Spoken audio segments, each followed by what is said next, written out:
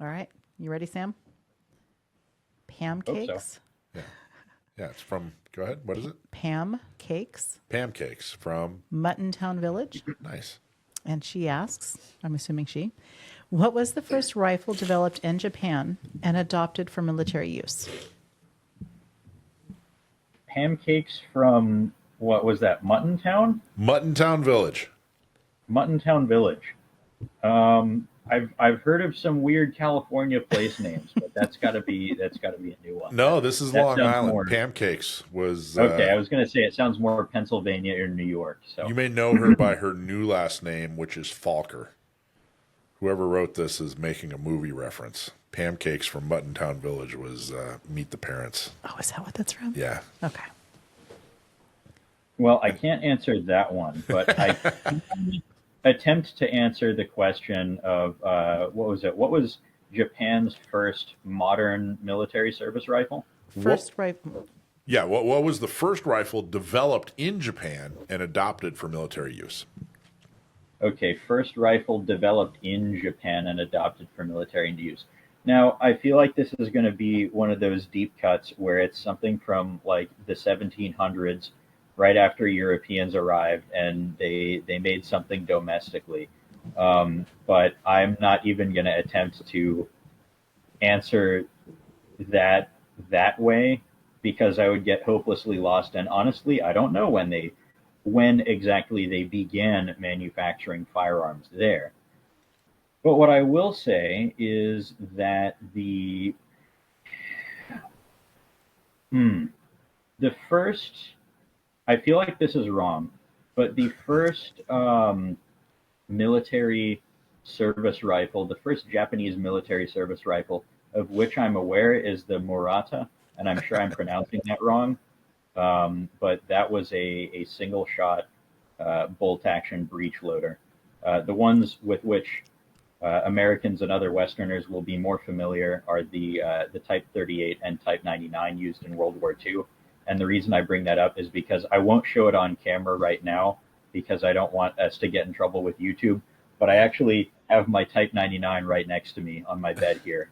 I had it out for I was demonstrating some features of it, but I'm going to say it's the Murata was their first military Murata. rifle.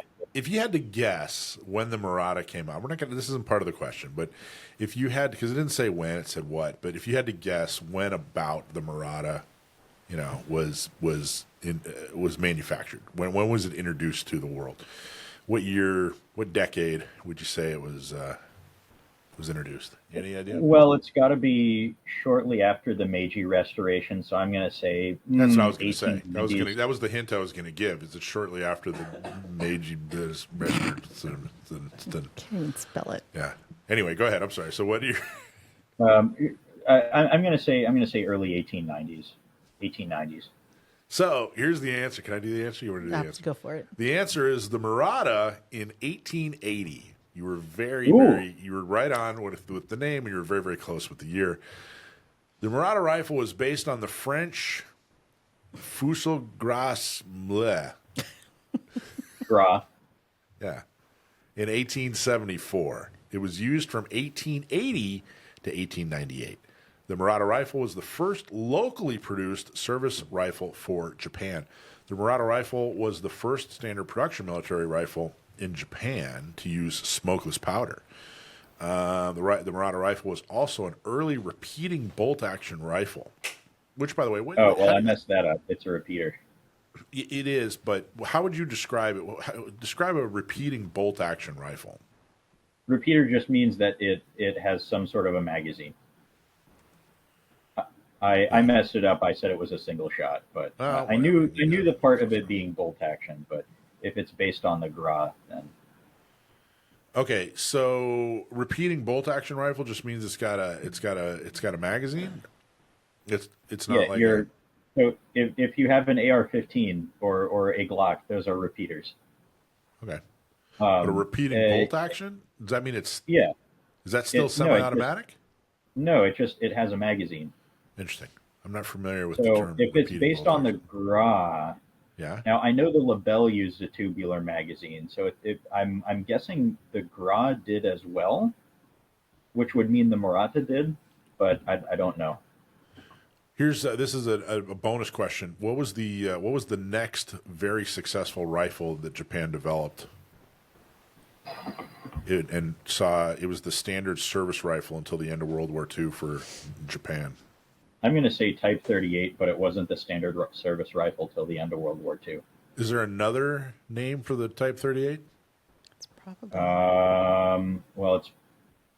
I think what he answered is a type of what this is. Oh, I think. Japan later. Well, here's what it says. Japan later developed the. Well, wait. Oh.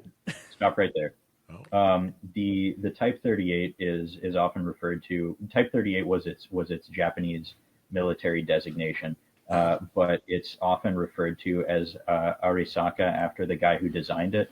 People incorrectly refer to Type 99s as such as well, but even though the designs share some similarities, the Type 99 is not to be referred to properly as Arisaka because it was not designed by the same guy. All right, there you go. Pancakes from Muttontown Village. I would say that Sam successfully bested your question. Awesome job. You still get a hat or a shirt or whatever you'd like. You can wear it all around Long Island. With your father being former CIA, I'm assuming he's pro Second Amendment, but he should enjoy San Diego County gun owners. Okay, what about your blogs, man? Are you doing some blogs? You got anything interesting coming out? How's it looking for the? Depending on your definition of interesting, I think they're interesting, which is why I wrote it up. Well, what do you got? My most recent blog post is titled "What the Heck Happened to Big Green?" Now, what the heck happened to Big Green? Big Green, yep. Okay. That is a common colloquial term, sort of an affectionate. Oop, my light source went away. Affectionate colloquial term for Remington. And as many of you may be aware, in 2020, Remington went bankrupt is kind of an oversimplification, but they changed ownership. And what I cover in the blog post, just briefly, because it's you can read the whole thing if you want. It's about a little bit about the death of Remington and its afterlife. What are they up to now? What has happened to Remington Firearms, the company, in the past 5 years since its change in ownership? And I talk a little bit about that. The next part is going up tomorrow morning, if I remember my schedule correctly, which I hope I do. It's going up tomorrow morning for you guys, tomorrow at noon for me, which is What the Heck Happened to Big Green Part 2. It talks about the ammunition side. Now, some of you may not know this, but Remington Firearms, the company, and Remington, the company where if you go to remington.com, that's what you see. Those are two different companies now. The only relationship is that they still share the same name and logo from when they were under one roof, but they haven't been for some time now. Remington, the company that's just called, if you just type in remington.com in your search or in your web browser and go to that, that's Remington Ammunition. And they're owned by a different parent company than Remington Firearms. Interesting. All right, cool. And to see that blog, go to either San Diego County Gun Owners website or Orange County Gun Owners website or Inland Empire Gun Owners website.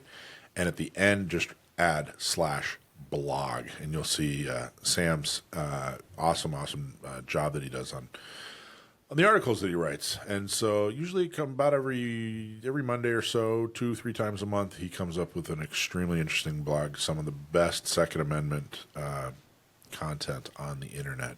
Thank you, Sam. Awesome job. Thanks for having me. Hey, everybody. Thanks for watching. I'm Michael from Gun Owners Radio. If you liked what you saw, please don't forget to like, subscribe, share, and make a comment. Help us out. Go to gunownersradio.com. Thanks for watching.